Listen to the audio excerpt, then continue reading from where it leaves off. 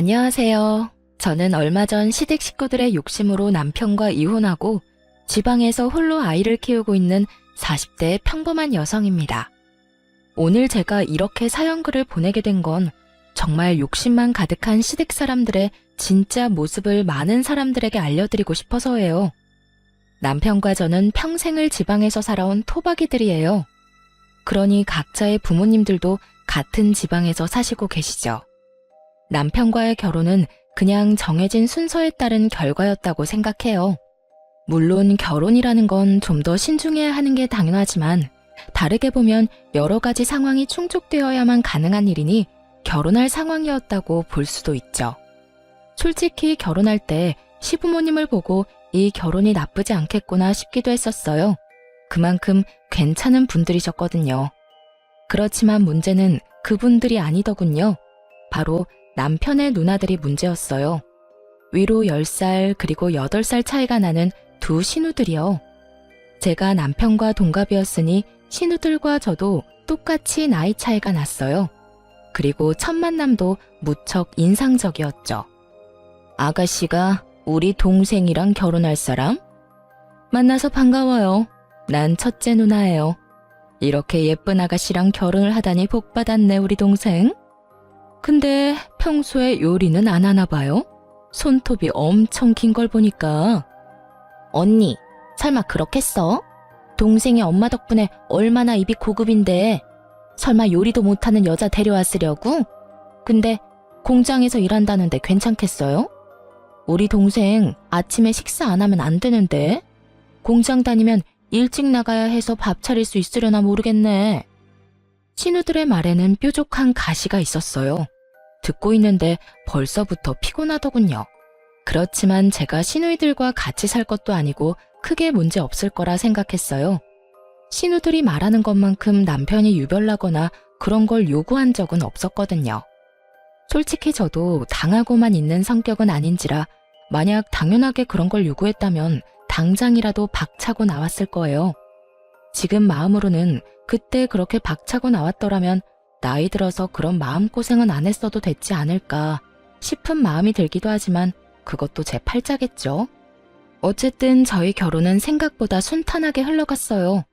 남편은 당시에 작은 회사에서 일하고 있었고 저는 공장에서 생산직으로 일하면서 열심히 생활을 이어나갔죠. 제 예상대로 신우들과 만나는 일은 그리 많지 않았어요. 대신 시부모님과는 자주 만났었죠. 직장 일로 바쁜 저희들이 끼니를 잘 챙기지 못할까봐 항상 걱정하던 시모는 저희를 시부모가 운영하는 음식점에 항상 불렀어요. 시부모는 당시에 그 지역 주민들에게 인기가 많은 음식점을 운영하고 있었거든요. 그걸로 돈도 많이 버셨고 가게도 확장을 고민할 정도의 상황이었어요. 일주일에도 몇 번씩 남편과 저는 시부모의 가게에서 식사를 하고 담소도 나누고 좋은 시간을 보냈어요. 신우들과 만날 일도 크게 없었으니 마음도 편했죠. 시부모님들은 대화를 하면 할수록 좋은 분이었어요. 두 분도 함께 일을 하시는 상황이라서 그런지 모르겠지만 저희가 맞벌이로 힘든 상황을 모두 이해해 주시더라고요. 그리고 저희 결혼 후에 시부모님 가게도 본격적으로 입소문을 타기 시작하면서 바빠지기 시작했어요. 그래서 밥 먹으러 가는 것도 굉장히 죄송스러울 때도 있었거든요. 그럴 때는 주말에 시모를 위해 일을 도와드린 적도 많았어요. 제가 결혼 3년 차쯤 됐을 때 시부가 가게 쉬는 날 저희를 불렀어요. 집에 갔더니 시부모와 신우까지 모두 앉아 있었죠. 무슨 일인가 싶었는데 시모 입에서 나온 말들은 저희를 심란하게 만들었어요. 얘들아, 요즘 우리 가게가 많이 바빠. 그래서 직원을 뽑으려고 하는데 사람 뽑기 전에 우리 가족들 중에 원하는 사람들이 있는지 물어보려고 불렀다. 너희들한테는 굳이 우리가 하는 일 물려줄 생각은 없었는데 가게가 잘 되니 욕심이 나는 것도 사실이야. 너희들이 좋은 직장에서 일을 하고 있다면 이런 말도 안 했을 텐데 지금 큰애랑 작은애 둘 다 쉬고 있지 않니? 돈 벌 생각으로 직원으로 들어올 생각은 없어? 시모의 말에도 일리는 있었어요. 장사가 어느 순간부터 잘 되기 시작하니 좀 아까웠겠죠. 그런데 그것만 보고 덤비기에는 무척 힘든 일이었어요. 옆에서 봐왔으니 더 잘 알 수밖에요. 일찍 일어나서 밑준비를 해야 하는 건 물론이고 늦게까지 있어야 하는 그 일들을 섣불리 시작하기에는 다들 마음이 가지 않았을 거예요. 게다가 큰 신우는 전업주부고 작은 신우도 파트타임으로 일을 하고 있었으니 누구 하나 맡아 하기를 꺼리는 눈치더라고요. 저는 생산직으로 일하고 있으니 해당 사항 없다고 생각해서 저는 그냥 가족회의에 참석하는 느낌으로 듣고 있었어요. 엄마 마음은 이해하는데 굳이 그렇게까지 해야 돼요? 그래봐야 조그만한 가게고 잘 돼봐야 거기서 거기지. 그리고 나는 엄마도 알다시피 박서방이 좀 예민하잖아. 반찬 냄새 묻혀서 집에 들어가면 얼마나 난리를 치겠어요? 큰 신우의 말을 듣던 시모가 작은 신우를 쳐다봤어요. 우리도 안 돼요. 엄마 생각해봐요. 나 파트타임으로 일도 하고 그 뒷시간은 애들 봐야 해서 또 바쁘고. 그리고 나처럼 약한 사람이 힘든 가게 일을 어떻게 해. 아무리 봐도 나한테는 무리예요. 그러면 아무도 안 하겠다는 거냐? 그러면 옳게 가면 되지. 공장 다니는 것보다는 엄마네 집에서 일하는 게 훨씬 낫지 않아? 갑자기 저한테도 화살이 돌려지자 저도 당황했어요. 저는 그래 옳게. 그게 좋겠네. 어차피 공장 일도 힘들잖아. 그럴 거면 그냥 어머니 도와서 일하면 딱 될 것 같은데. 공장에서 일한다고 돈 많이 주고 그런 거 아니잖아. 그리고 가족끼리 일하는 게 얼마나 편한데 그렇게 해줄 거지? 거의 반강제로 떠밀다시피 저를 설득하려 하더군요. 솔직하게 말해서 저는 싫었어요. 공장 일을 엄청 좋아해서 한 건 아니지만 그 일이 이미 익숙했고 무엇보다 시댁이잖아요. 아무리 좋은 사람이라도 모르는 사람과 일하면 트러블이 생기는데 시부모님과 같이 일하면 그런 일이 생겼을 때 풀 수 있을 상황도 아니고 모조리 제가 감당해야 한다는 게 너무 싫었거든요. 그래서 저도 거절의 말을 꺼냈어요. 형님, 잘 다니는 직장을 그만두는 것도 이상하잖아요. 게다가 어머님 일하시는 거 보니 가벼운 마음으로 시작해도 될 일도 아니고. 그러니까 올케가 제격이지. 결혼한 지 얼마 안 됐으니까 빨리 가족이 돼야 하잖아. 그러면 같이 일하는 게 최고야. 올케라면 믿고 맡길 수도 있어서 더 좋지. 생각해봐. 공장이 얼마나 힘든데. 조금만 더 늙으면 그 일 못할걸? 근데 우리 엄마 봐. 아직까지 얼마나 정정하셔? 그러니까 제발 올케가 맡아줘, 응? 큰 신우와 작은 신우가 말을 꺼낼수록 시모의 얼굴에 기대감이 마구마구 생기더군요. 그걸 보니 차마 못하겠다는 말도 못하겠더라고요. 시부모님이 나쁜 사람들이었으면 절대로 하겠다고 하지 않았을 텐데 워낙 자상하고 또 신중하신 분들이라 결국 제가 하기로 결정했어요. 그리고 신우들이 내게 일을 떠맡긴 것을 제외하면 그 말에 틀린 말은 없었으니까요. 공장에서 일하는 게 힘든 것도 사실이고 늙어서까지 하기에도 나쁜 직업이라는 것도 맞는 말이니까. 알겠어요. 그럼 제가 맡을게요. 제 입에서 그 말 한마디 나오기만 기다렸는지 신우들이 엄청 좋아하더군요. 물론 겉으로 티는 내지 않았지만 그렇게 제가 시부모 가게에서 일하기로 하고 가족회의가 끝났어요. 신우들은 귀찮은 일 제게 떠넘기고 기뻤는지 고맙다며 난리도 아니었어요. 그렇게 저는 시모, 시부와 함께 가게 일을 하게 됐어요. 처음 1년은 정말 무슨 일인가 싶을 정도로 일이 힘들어서 정신이 없었는데 그것도 익숙해지면 다 같은 일이라 그런지 점차 몸에 더 익어서 괜찮아지더군요. 그렇게 2년, 3년이 지나자 시모는 제게 가게 주력 메뉴의 레시피도 알려주고 점점 더 중요한 것들을 알려주기 시작했어요. 솔직하게 말해서 그냥 가게 도와주는 일이라고 시작했는데 시모가 점점 더 중요한 걸 알려줄 때마다 의아하게 생각하긴 했어요. 게다가 가게가 더 잘 되기 시작해서 확장을 한 뒤에는 생각보다 가게 값어치가 꽤 있다는 걸 깨닫기도 했고요. 어머님, 그런데 진짜 저한테 가게 레시피 다 알려주셔도 돼요? 응? 그게 무슨 소리야? 가게가 너무 잘 되잖아요. 이거 다음 사장한테 알려줘야 하는 거 아니에요? 왜 그때 저희한테는 가게에서 일할 사람 찾는다고 하셔서. 아, 그거 말이지? 그때는 그랬지. 잘 될 거라는 보장도 없고 그게 될 거라는 보장도 없었으니까.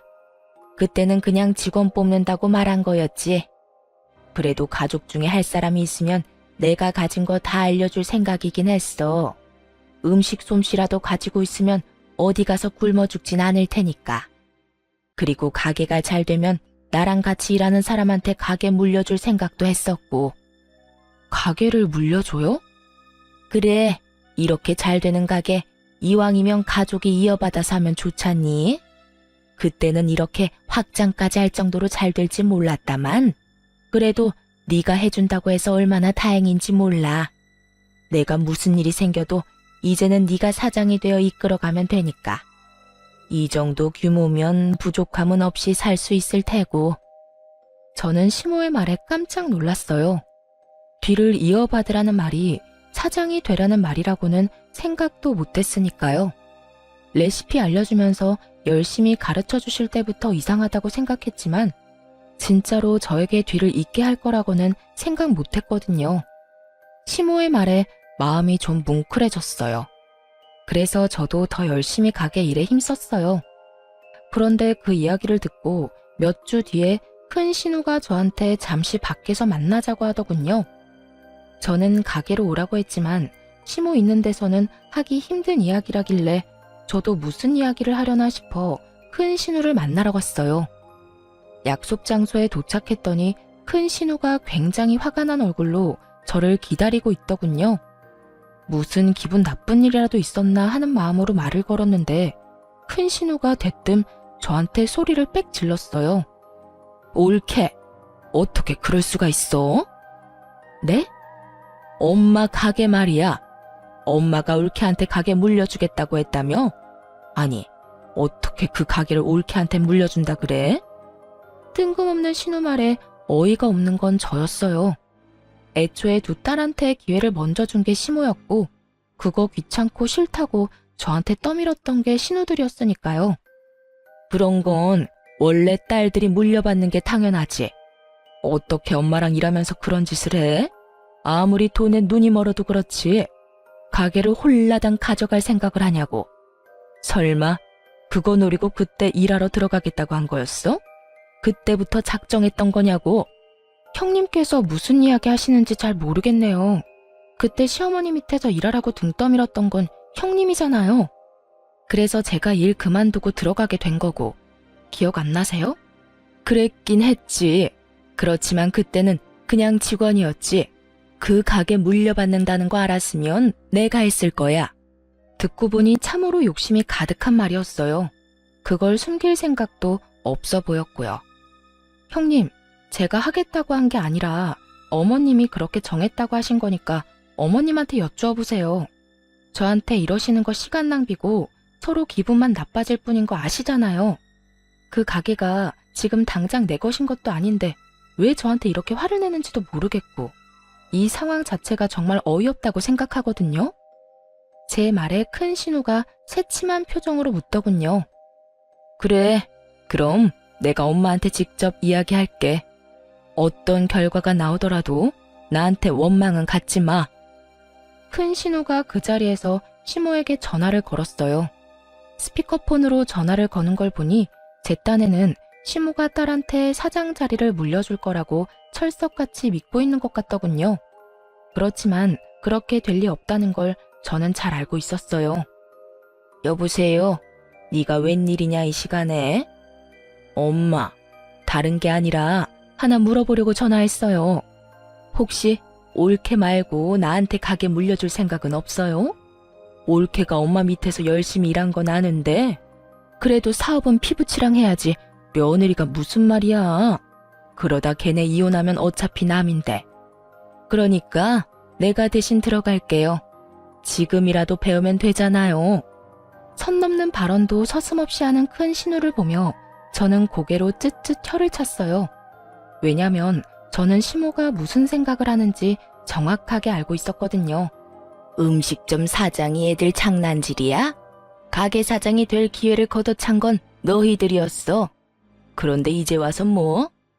나는 가게 소중하게 생각 안 하는 너희들한테 내 가게 맡길 생각 없다. 그리고 네가 가게에 대해서 뭘 알아?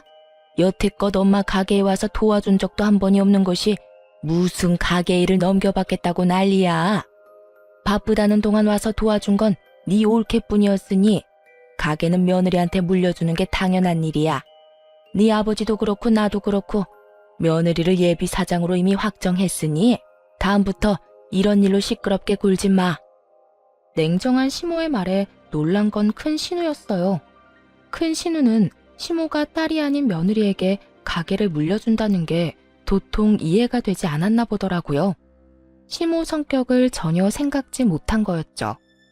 제가 옆에서 일하며 지켜본 바로는 성실한 자세, 책임감, 가게에 대한 관심, 딱 이 세 가지가 예비 사장의 덕목이었거든요. 가족 회의에서 모든 가족이 모인 상태에서 이야기를 꺼낸 것도, 일부러 예비 사장 이야기를 꺼내지 않은 것도 모두 시모의 계획이었어요. 관심도 없는 사람에게 자리를 물려줘서 파산에 이르게 하느니 차라리 관심 있는 사람을 지원해줘서 가게를 잘 유지하고 싶었던 거죠. 그걸 모르고 그저 혈연이라는 이유만으로 가게 사장 자리를 탐낸 큰 신우가 시모에게 한 소리 듣는 건 당연한 순서였고요. 엄마, 앞으로 잘하면 되잖아. 옳게도 하는 걸 내가 못할 리도 없고. 그 문제가 아니라고 했지?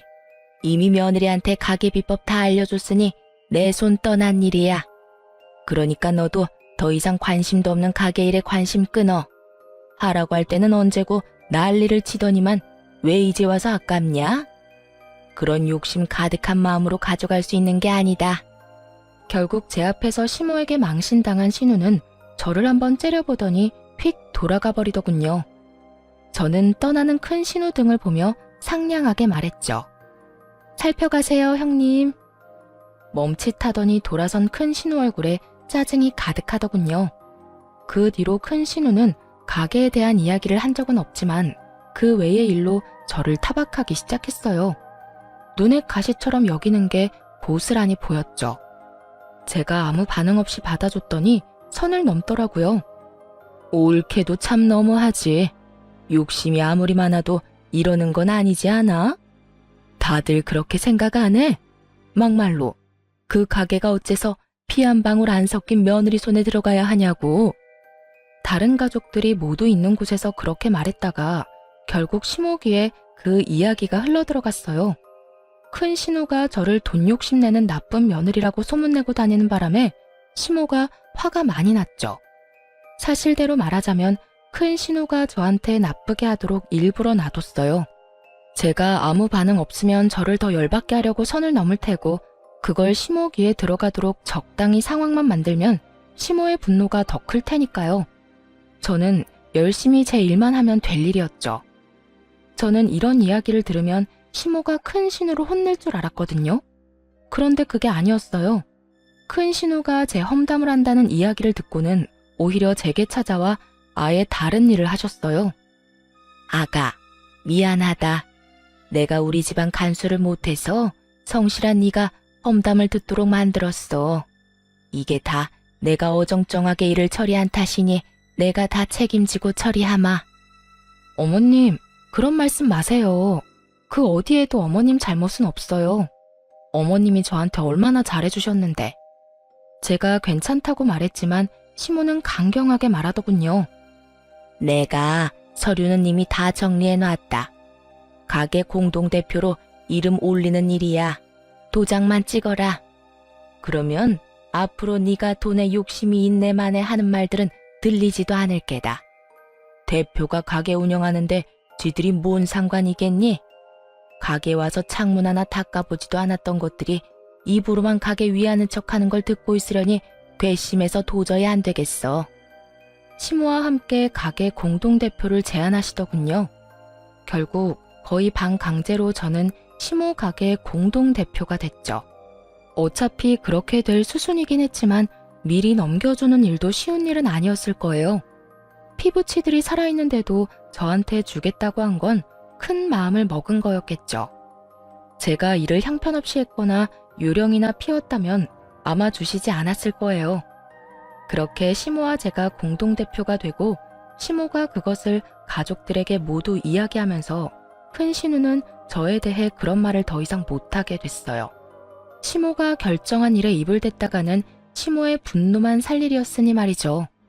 그렇게 가게 일도 마무리됐고 그 사이에 안 좋은 일들도 몇 있긴 했지만 그럭저럭 잘 지냈어요. 더 이상 신우들과 문제가 생길 거라고는 생각도 안 했죠. 가게 문제가 어찌됐든 명확히 끝나버렸으니까요. 그런데 갈등은 돈뿐만이 아닌 곳에서도 생겨나더라고요. 결혼한 지 10년쯤 되니 저도 40이 넘었고 시부모님 나이가 70의 끝을 바라보고 계셨어요. 언제까지나 정정할 거라고는 생각도 안 했지만 두 분 다 워낙 일하시는 걸 좋아하시고 또 건강도 잘 챙기셔서 아플 일은 없을 거라 생각했어요. 그런데 겨울 새벽부터 출근한 시부가 뇌졸중으로 병원 신세를 지게 됐어요.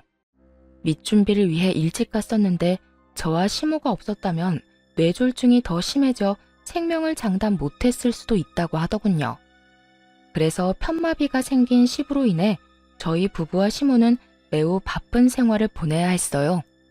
시부가 연세가 있어서 힘든 일은 못했지만 그래도 가게 돈 계산이나 서빙 같은 건 조금씩 도와주셨거든요. 그런데 그런 시부께서 아파서 병원에 입원해 있으니 누구라도 간병을 해야 했어요. 저와 남편 시모가 번갈아 가며 병원을 오가야 했죠. 그런데 힘든 일은 언제나 몰려오는 건지 친정엄마에게 온 연락은 저를 더 우울하게 만들었어요. 딸, 어쩜 좋아. 너희 아버지 계단에서 떨어졌어. 허벅지뼈가 부러져서 수술해야 된다는데 빨리 좀 와줘, 응? 정말 청천벽력 같은 소리였어요. 제가 외동딸이었기 때문에 어머니 말고는 도와줄 사람도 없었죠.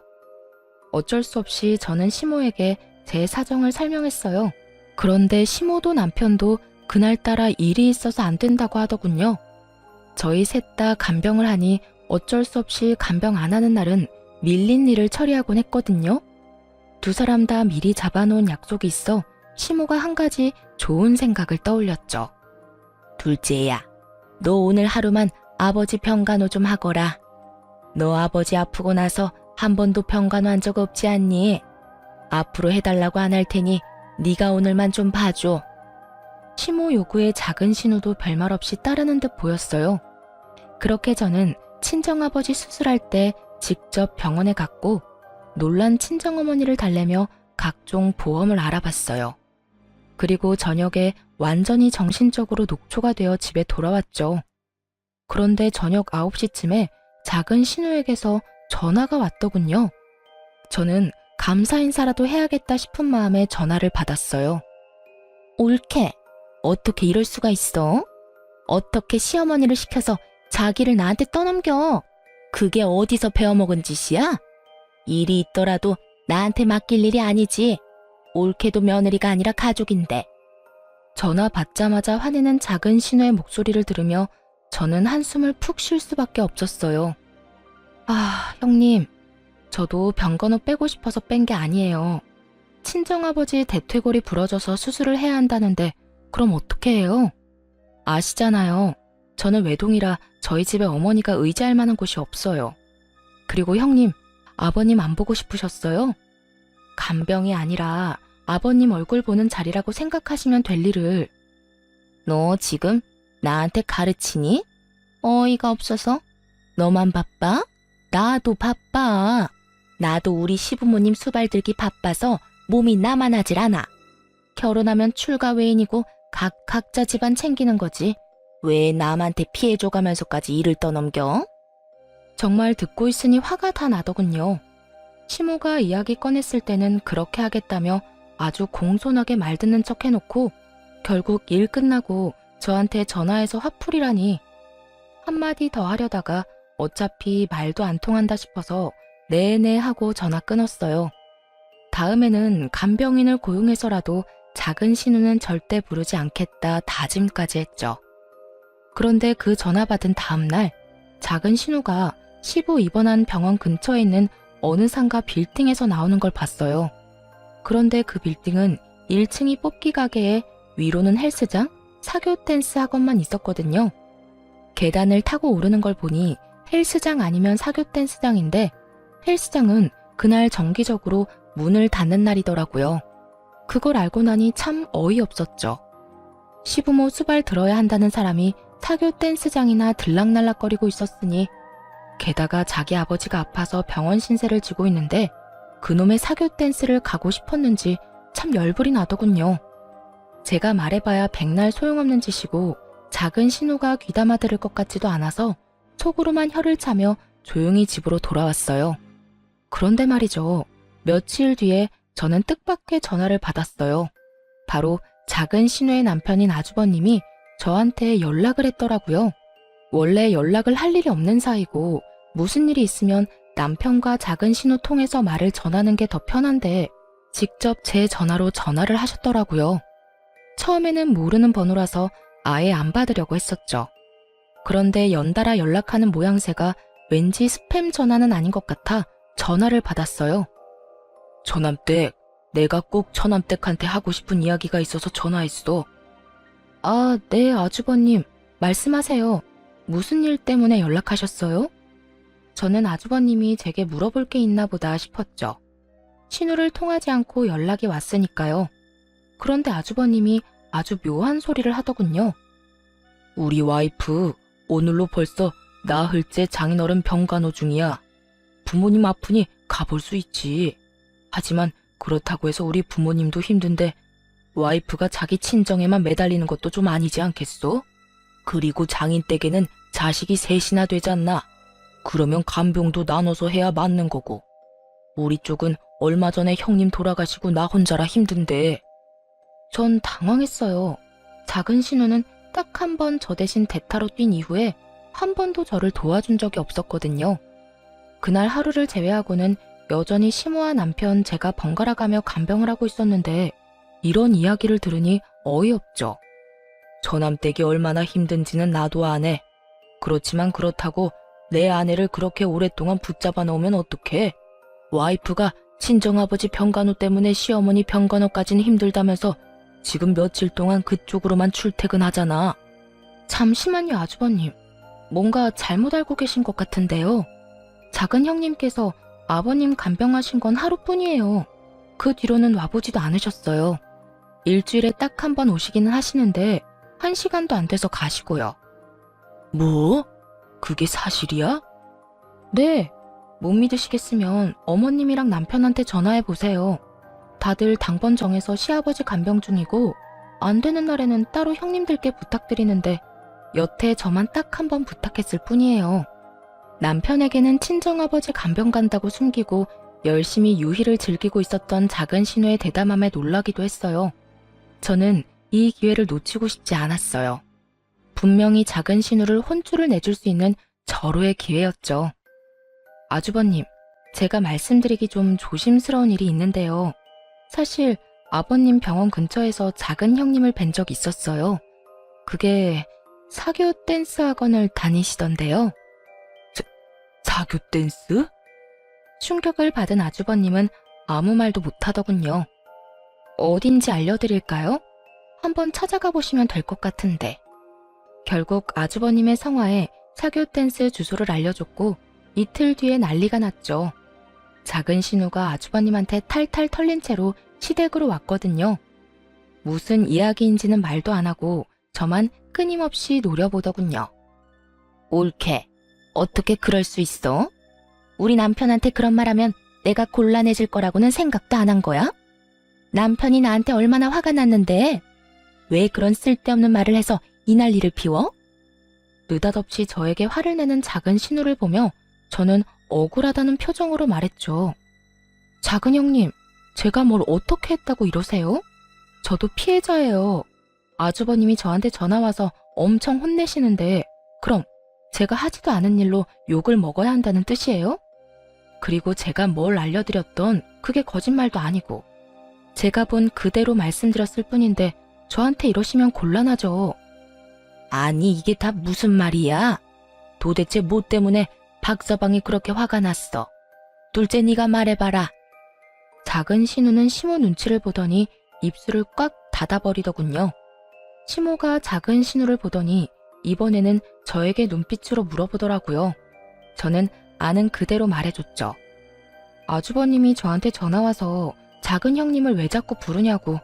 벌써 며칠째 장인어른 병간호 하느라 시어머니 병간호는 하지도 않는다며 저한테 너무하다고 화를 내셨어요. 그래서 제가 무슨 소리 하시냐. 작은 형님은 딱 한 번 나 대신 병간호 해준 거 말고는 병간호 한 적 없다고 말씀드렸죠.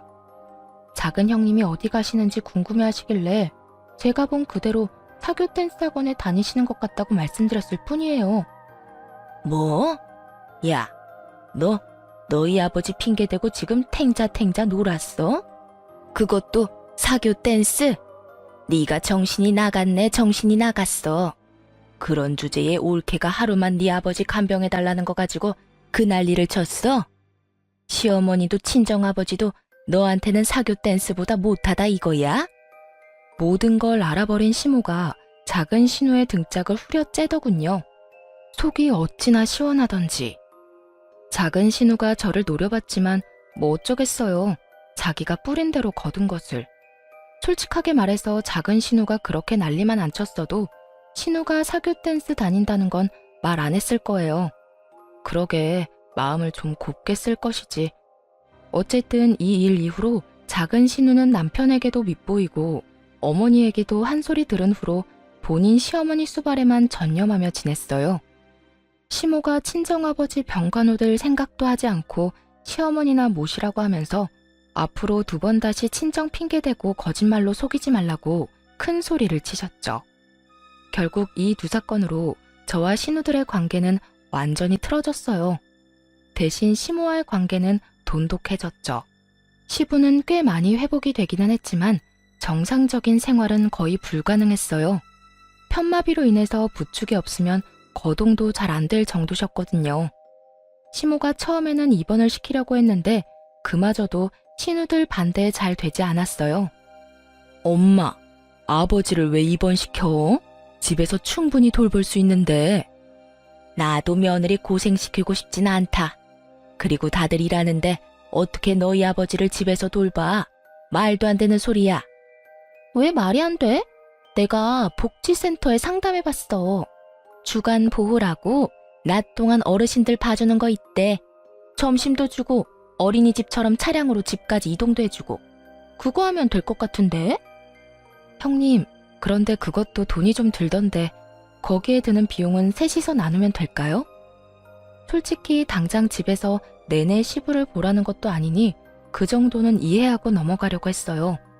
어차피 3남매이니 셋이서 나누면 돈도 얼마 안 될 테고 좀 힘들긴 하겠지만 퇴근하고 조금만 시간 보내면 잠자는 시간일 테니까요. 그런데 신우들이 그 돈을 절대 못 준다며 버티더군요. 그 이유가 더 웃겼어요. 올케, 정말 욕심이 끝도 없네. 올케가 어머니 가게 물려받을 건데 왜 우리까지 책임을 떠안아야 해? 막말로 부모님 재산이 저 가게 하나인데 그거 가져가면서 부모님 모시는 것도 우리한테 맡기려고 한 거야? 가게를 가져갈 거면 책임도 같이 져야지. 그러면서 돈은 절대 못 준다며 버티더군요. 저는 답답해서 남편에게 말했어요. 형님들이 주간보호 비용도 저희한테 다 내라고 한다고 말이죠. 그런데 남편 말이 더 웃겼어요. 누나들 말 틀린 거 하나 없지. 솔직히 당신이 가게 물려받으면 우리 부모님 재산 다 물려받는 거랑 똑같은데 왜 누나들이 돈을 내야 해? 당신 돈도 잘 버는데 당신이 내면 되잖아. 지금 나더러 아버님 수받으면서 돈까지 내라고? 가게 물려받았다고? 그 가게 물려받기 싫다고 난리치던 사람들이 형님들이야. 게다가 가게 물려주신 것도 어머님 뜻이었고 내가 달라고 졸라서 받은 것도 아닌데 왜 내가 모든 걸 책임져야 하는데. 나도 돈 못 내. 그러니까 집에서 아버님 모시자. 그러면 되겠지? 열받은 제가 그렇게 말하자 남편은 남의 집안 사정처럼 그럼 그렇게 하던가 하며 코웃음을 치더군요. 남편은 제가 왜 그런 말을 했는지 눈꼽만큼도 이해를 못하고 있더군요. 뭐 놔뒀어요. 어차피 나중에 피 볼 건 남편인 게 뻔했으니까요. 저는 남편에게 그렇게 말하고 시부를 집에서 돌보기로 했어요. 그리고 남편과 시모가 있는 앞에서 말했죠. 어머님, 저희 사정상 아버님을 집에서 모셔야 할 것 같아요.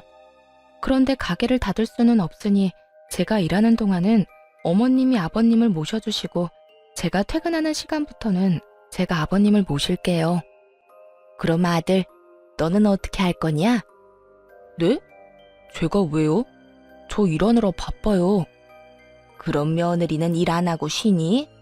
너는 주말에 아버지 보면 되겠구나. 그리고 나 힘들 때 틈틈이 도와주고.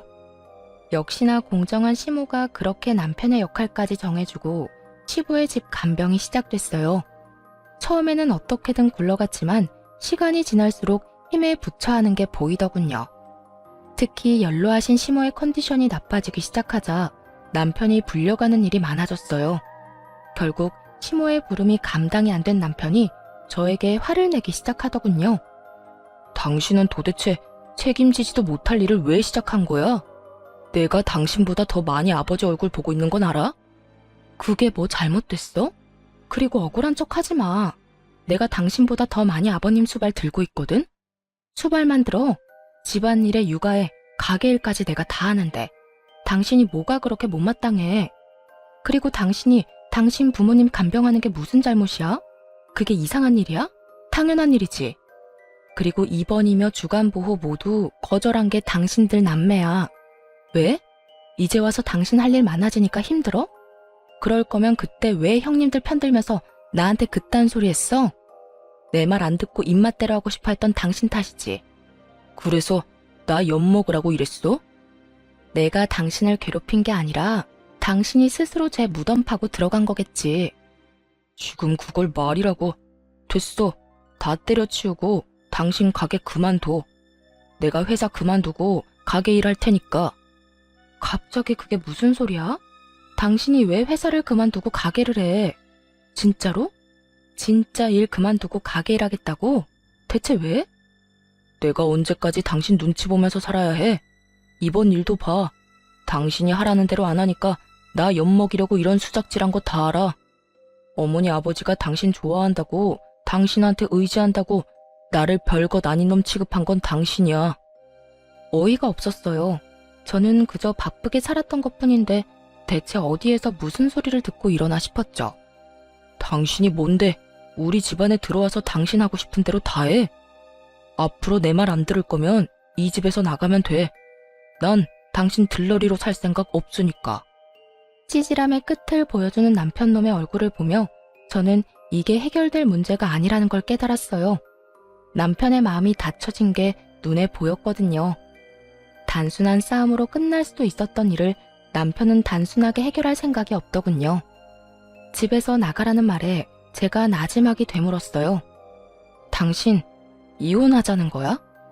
그래, 말길 잘 알아듣네. 이혼해. 가게는 나한테 넘기고. 그 가게 당신 것도 내 것도 아니거든? 어머님한테 물어보고 와. 그리고 이혼하는 거 나도 찬성이야. 부모님 두 분 보고 살았지. 내가 찌질한 당신이랑 두 시누이 생각하면 진짜 이제라도 인연 끊는 거 다행이라고 생각하니까. 결국 저와 남편은 이혼을 하게 됐어요. 남편놈은 아주 기세가 등등하더군요. 제가 없어도 가게 일이며 집안일 다 해결할 수 있을 거라고 아주 호언장담을 했어요. 하지만 이혼 직후 시모의 행동 때문에 남편의 기대는 와르르 무너졌어요. 이혼을 하고 나자 시모가 저를 따로 만나자고 하더라고요. 그래서 나갔더니 그러더군요. 애미야, 네가 고생이 참 많았다. 내 밑에서 힘들게 일도 하고 모자란 아들놈 때문에 이리 이혼까지 하게 돼서. 그래도 내 손주들 엄마잖니? 그러니까 내 가게 네가 온전히 가져가거라. 그걸로 애들 키우고 열심히 살아. 네가 해온 것들을 보니 너라면 충분히 그 가게 잘 살릴 수 있을 거야. 시모의 행동에 저도 당황했어요. 신우들 말처럼 제가 피도 한 방울 섞이지 않았는데 음식점을 고스란히 물려주겠다니. 그러지 않으셔도 돼요. 이미 이혼했는데 그런 것까지 받으면. 그만. 내가 너 좋으라고 주는 줄 아냐? 손주들 생각해서 주는 거야. 애들 데려가면서 가게까지 잃으면 어떻게 먹고 살 거야? 이혼을 했지만 손주들은 내 손주들이다. 그러니까 잔말 말고 받아. 우리는 그간 모아놓은 돈이 제법 되니 괜찮을 거다. 어떻게든 가게를 제 손에 들려주려는 시모 모습에 결국 고마운 마음으로 가게를 물려받았어요. 오로지 단독 대표가 된 거죠.